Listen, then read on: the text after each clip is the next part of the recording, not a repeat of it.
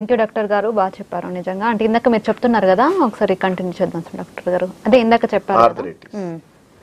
Arthritis అంటే అదే చెప్పాను కదమ్మా, కీళ్ళవాతం అంటాం.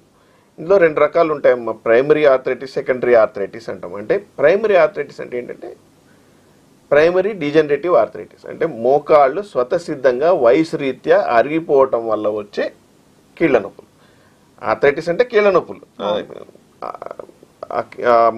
యూజువల్గా కామన్గా వచ్చేది మోకాలు జాయింట్, భుజంలో రావచ్చు, మన హిప్ జాయింట్లో రావచ్చు, తుంటి ఎముకలో రావచ్చు, యాంకిల్ జాయింట్స్లో కూడా రావచ్చు ఆర్థరైటిస్. ఈ వేళ్లలో కూడా ఆర్థరైటిస్ రావచ్చు. వీటిని స్మాల్ జాయింట్ ఆర్థరైటిస్ అంటాం. ప్రైమరీ ఆర్థరైటిస్ అంటే ఏంటంటే వయసు రీత్యా అరుగుదల వల్ల వచ్చే ఆర్థరైటిస్ ప్రైమరీ ఆర్థరైటిస్. ఇది యూజువల్గా ఏంటంటే 60 ఏళ్ళు దాటిన ప్రతి వాళ్ళకి మోకాళ్ళు అరగటము, భుజాలు అరగటము, అలాగే హిప్ జాయింట్స్ అరగటం అన్నది కామన్. మనం కామన్గా బయట చూసేది మోకాళ్ళు ఎక్కువ చూస్తాం, ఎందుకంటే లోడ్ ఎక్కువ మన బాడీ ఇదంతా మోకాళ్ళ మీదే పడుతుంది. దాన్ని మెట్లు ఎక్కేటప్పుడు దిగేటప్పుడు అన్నీ మనకి మోకాలు ఎక్కువ వాడటం జరుగుతుంది కాబట్టి మోకాళ్ళ అరుగుదల కామన్గా చూస్తూ ఉంటాం. రెండోది ఏంటంటే సెకండరీ ఆర్థరైటిస్. సెకండరీ ఆర్థరైటిస్ అంటే వేరే ఏమన్నా కారణం వల్ల జాయింట్స్ అరిగిపోవటం. దీనికి కారణాలు ఏమన్నా ఉండొచ్చు. ఇన్ఫ్లమేటరీ ఆర్థరైటిస్ అంటే రుమటాయిడ్ ఆర్థరైటిస్ అని పేరు మీరు వినే ఉంటారు. రుమటాయిడ్ ఆర్థరైటిస్ అంటే మన బాడీలో రుమటాయిడ్ ఫ్యాక్టర్ అని మన యాంటీబాడీస్ తయారవుతాయి అన్నమాట.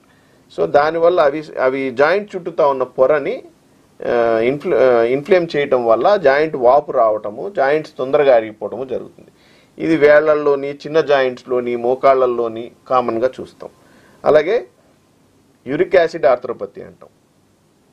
మన శరీరం రక్తంలో యూరిక్ యాసిడ్ శాతం పెరగటం. యూరిక్ యాసిడ్ అనేది స్వతహాగా మనం మామూలుగా యూరిన్లో ఎక్స్క్రీట్ అయిపోవాల్సిన ఒక ఇది, కానీ కొంతమందిలో ఒక ఎంజైమ్ లోపం వల్ల యూరిక్ యాసిడ్ బ్లడ్లో జమ ఎక్కువ అవుతుంది. దానివల్ల ఈ జాయింట్స్లో క్రిస్టల్ డిపాజిషన్ అంటాం. జాయింట్స్లో క్రిస్టల్ డిపాజిషన్ అవ్వడం వల్ల ఆర్థరైటిస్, ఇన్ఫ్లమేషన్ రావటం మనం చూస్తూ ఉంటాం.